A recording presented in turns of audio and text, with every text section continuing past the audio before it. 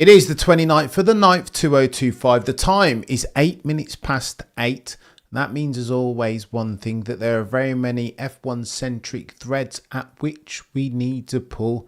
Today, one though only. It is different. Got to talk about Roscoe, and we will talk, of course, about Scuderia Ferrari and Charles Leclerc. In the first instance, Roscoe has passed on. RIP to the legend that is Roscoe. You know what? I'm not even a dog person, to be honest. But how can you not be sad vicariously for Sir Lewis, Carl, Davidson, Hamilton? Whatever you think about the chap, whether you're a dog person or not, for this was Lewis's companion. Every time you saw Lewis in the paddock, you saw him hugging Roscoe, and I feel sad for that. The F1 community mourns one of the good ones. Oh, and by the way, I'm going to talk about Scuderia Ferrari because it's getting chaotic, techier than techie things over there. For the avoidance of doubt, to set the contextual table, it's not been great from Ferrari over the past, not just the past 12 months, over the past 24 or 36, even if you want to get reachy. Their whole performance is summarised by incompetence now. Being consistently incompetent, ineptitude, poorness, adverse variances to performance budget. They have been woeful chat, nonsense, poor low-level decision making. Imagine a world where at the end of 2024 you have the fastest car, the red car with the yellow badge and the black prancing Corsa top, and then you decide that you're going to throw it all away. In what world? Who does that and claims to be a god tier F1 in my F1 mind? Imagine a world where you could sign Adrian Newey and you say, you know what, no, we're happy with what we've got. No, Adrian's all right, but we can let him go to Aston Martin. What are we doing here? How could they be so stupid? Imagine a world where you have Carlos Sainz, where all you need is technical feedback. A rising Carlos Sainz tide, lest we forget, raises all F1 boats. Every time Carlos Sainz goes to a team, he always improves them. They always end up, as at the time when he leaves, they're always higher in the constructors than he was when he joined. That's who Carlos Sainz is. Man who translates god tier levels of technical feedback into meaningful messages that engineers can understand. How could you have him in your team and let him go? Therefore, at the altar of Sir Lewis, Carl, Davidson, Hamilton, of course, Lewis is a GOAT, 7-time champion, Mount Rushmore of F1, all of that gubbins. But yet and still, what Ferrari need isn't a fire-breathing dragon in Sir Lewis Hamilton. It's a technical feedback guy. Carlos Sainz is that guy, and they had him and they let him go. Then Peter D. Windsor said that they were mad. We all thought Peter, friend of the channel, was crazy, that if you sign Sir Lewis, if you have the opportunity to, then you simply must, irrespective of whoever else is in that seat, have the opportunity to sign Sir Lewis. You'd be crazy not to. That's what we all said. We said, Peter, you're what are you talking about, Peter? If you don't, if it's not broke as per the driver pairing of Charles Leclerc and Carlos Sainz, don't fix it. No, got to sign Sir Lewis. Peter looked me in my eyes and said, you lot are crazy. That Ferrari one day in a not too distant future will come to regret that decision. And as at the time of writing on the 29th of the 9th, 2025, it sounds like Ferrari are now regretting that decision. Everyone to a man is leaving, and a woman are leaving that bloody team. They've all had enough incompetence. They said, you didn't listen to us. We said keep Carlos and you signed Sir Lewis. Well, how is that going for you in 2025? Frederick Vasseur, John Elkann, not very well. Charles Leclerc is gapping Sir Lewis, bless him, to the tune of 40 something points. 40 points. That's nearly a race win and a half. And again, they don't have a car. Where's the technical feedback guy? Oh, that's right. You had Carlos Sainz and you gave him away. So who's going to translate the technical feedback requisite to build themselves a god tier car that mitigates for the lack of rigidity as far as the rear suspension, etc., etc. This makes no sense. And then you come to find out that these guys are leaving. We spoke about Charles Leclerc. How many times can you cheat on your wife before you come home and she's with another guy? Non-rhetorical question. I'll wait. The answer, of course, is there are only so many times. Charles Leclerc has been cheated on at the altar of incompetence by Scuderia Ferrari for the longest time now. So how many times do you think, Scuderia Ferrari, how many more times do you think you've got until Charles Leclerc starts to look elsewhere? Of course, he said on a gazillion occasions that's what's important to him. It's not that he wins championships, but the symbiosis of winning a championship at Ferrari. That's what's most important to him. Charles will tell you that on every single occasion. But yet and still, at some point, you've got to take a look at yourself and reassess, right? I think Charles Leclerc now remembers that he wants to win championships, full stop, not just at Ferrari, but anywhere, especially Ferrari are proving themselves incapable of delivering him what he needs, the requisite minerals, the requisite car, the team infrastructure and strategy, necessary to win races and championships. It's his 7th season now at Ferrari. Of course, Charles will be looking around. He wants to win. He's a fire-breathing dragon, point to point, the quickest on the grid, some say. So what makes you think, Ferrari, that you can keep cheating on him, therefore, and expect him to stay? And now we get news today. This is where it gets techier than techie things, because the other week, you'll remember a couple of notable dudes who used to work on the power units. They were like, you know what, we're gonzo. We told you to keep Carlos and you didn't listen to us, so we're out. More than 2 or 3 or 4 multitudinous god tier level intellectual property and key men from Ferrari have left over the past couple of weeks, and surely that might be symptomatic of something. That at the very least, they don't agree with the direction that Scuderia Ferrari are heading in. However, I spoke about it a couple of weeks ago, but this is the important one. Those other guys have completed their work on the 2026 Scuderia Ferrari power unit. But do you know who hasn't completed his work? Charles Leclerc's guy by the name of Jock. On the Joe Saywood newsletter a couple of weeks ago, Joe Saywood speculated that Jock is going out the door, that he has 1 foot out of the door. Here's what Joe Saywood said, and I'll tell you why it's really important, Charles, to ask them potentially. Michael, we'll talk to it, mate. I'm going to go through everything. Go on then. Here's what Joe Saywood said. He said there are a lot of rumours that British engineer at Ferrari, Jock, who has been at Ferrari since 2014, may be moving to Cadillac. Jock, who's 62, has worked in racing for his entire career, initially on Lola F1 cars, before moving on to work with John Bonnard at Benetton, then Leighton-House, and then Lotus, before joining Williams, where he worked with Jacques Villeneuve to win the 1997 championship. When Villeneuve left Williams to join British American Racing at the end of '98, Jock went with him, and he stayed with the team during its Honda, Braun and Mercedes phases before moving to Ferrari in 2014. In recent years, he has been working almost exclusively with the Ferrari Driver Academy, and guess who? Charles Leclerc, to improve his performance. Jock is Charles Leclerc's guy. So don't take it lightly. Listen, sometimes we do the apophaneer and I say it's a nothing burger. This is not a nothing burger. If Jock is leaving, if there were anything that would portend a Charles Leclerc leaving too, it would be his guy Jock. Jock has worked on Charles Leclerc's driving style. That's Charles Leclerc's guy. And rumour, word on the F1 curb, if that's something in which you wish to be invested, is that Jock is leaving to go to Cadillac. So what makes you think that Charles Leclerc is going to stay? Absolutely nothing. Never. No way. Had enough. And when you think of all the bloody instances, pit, Charles, pit, come into the pit. No, stay out, Charles.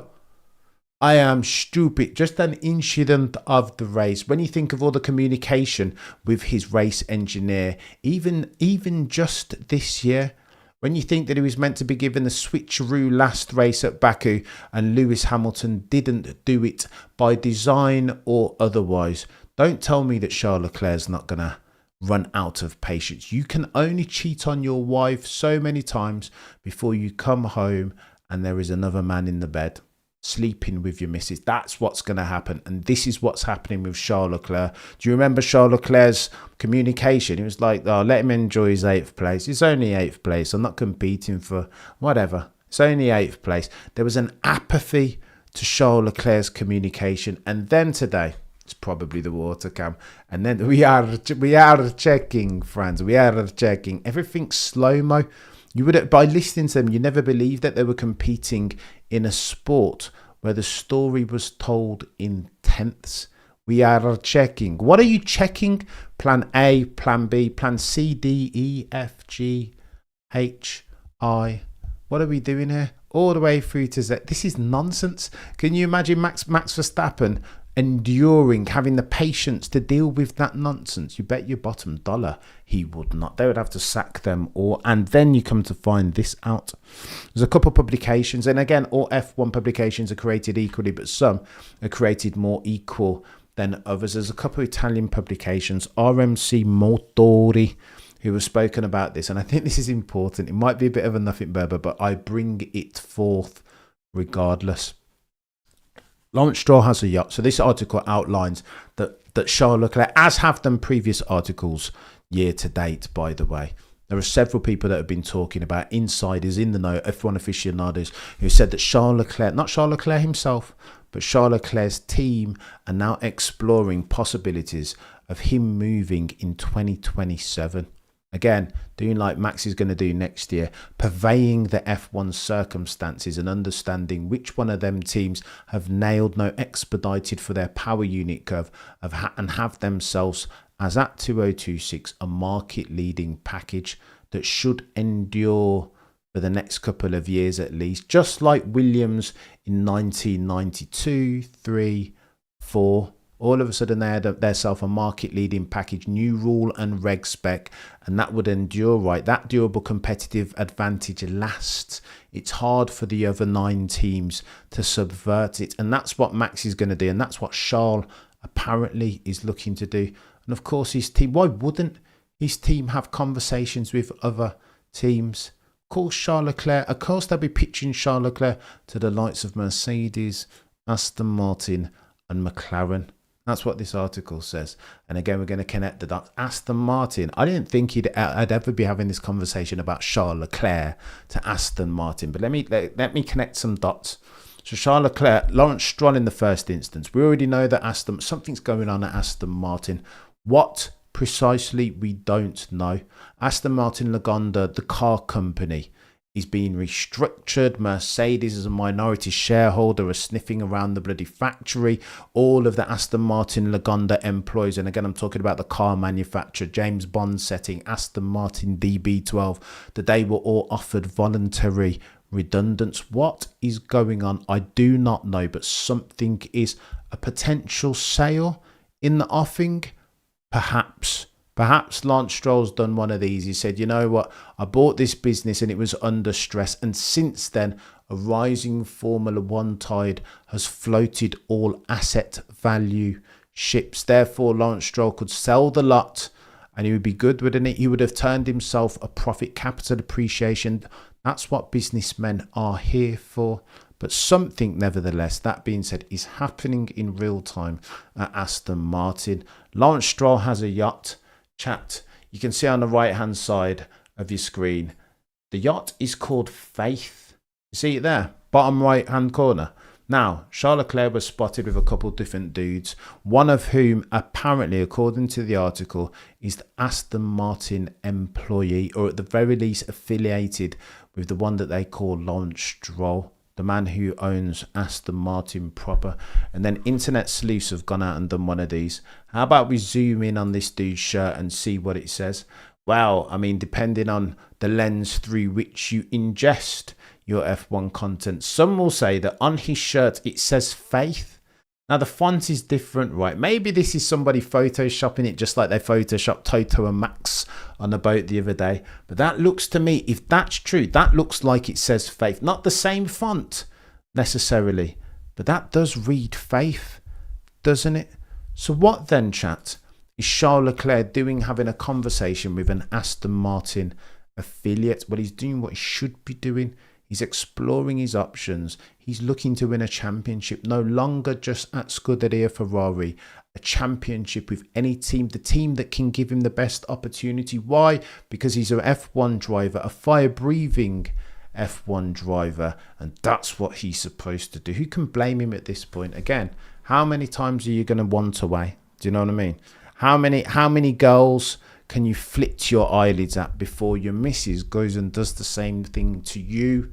Scuderia Ferrari, you've been cheating on Charles Leclerc all this time, and now he sees the light. Now he wants to go elsewhere. Of course you would. Charles Leclerc is one of the two or three best drivers in the world, maybe the quickest point to point, some say. Just like Maximilian Verstappen, after Max Goat, he can take his pick of the litter, can't he? So what makes you think he's going to wait at Scuderia Ferrari when he's given them 7 years of his prime already? If no chance, absolutely no chance, because Charles needs a team like Red Bull. Not like Red Bull necessarily, Safak, but a team. I get what you're meaning with that. I think we're singing from the same hymn sheet. A team that fits him like a glove. I feel like in the off-season they would have said, I mean, they loved themselves, Carlos Sainz. They got on well, didn't they? Okay, a couple of cheeky skirmishes at Monza a couple of years ago. But broadly, they were good mates. You heard the way that he reacted to Carlos Sainz. It's like, you know what, Lewis, yeah, let him have his eighth. How did Carlos get on? Tell me where your priorities lie, Charles, without telling me where your priorities lie. There's a difference. Charles Leclerc and Lewis are work colleagues. Charles Leclerc and Carlos Sainz are friends. Their relationship endures the fact that Carlos Sainz is now at Williams. Listen, this is an old yacht. There we go. There we go, Peter. Maybe I stand corrected there. Lance should teach tennis. Lance will be I think it won't be Lance that goes. I think it will be Lawrence that goes, and by extension, Lance will be like, just like Sonoda-san, right? When Honda are no longer giving Red Bull $20 million per year, what do you think is going to happen to Sonoda-san? The music will stop and he won't have a seat, sadly. And I think that's what will happen to Lance. And I just don't hate this from Charles. I think it's positive. I want to see Charles in the fight, and for the longest time, for the past 24 months, as near as makes no difference, he hasn't had the minerals. We've seen flashes. Do you know what I mean? Sometimes he'll come in and look brilliant like he did at Monaco, but then all of a sudden it's like the car just is too mercurial, too much of a diva. And I think Charles is finished. He's done.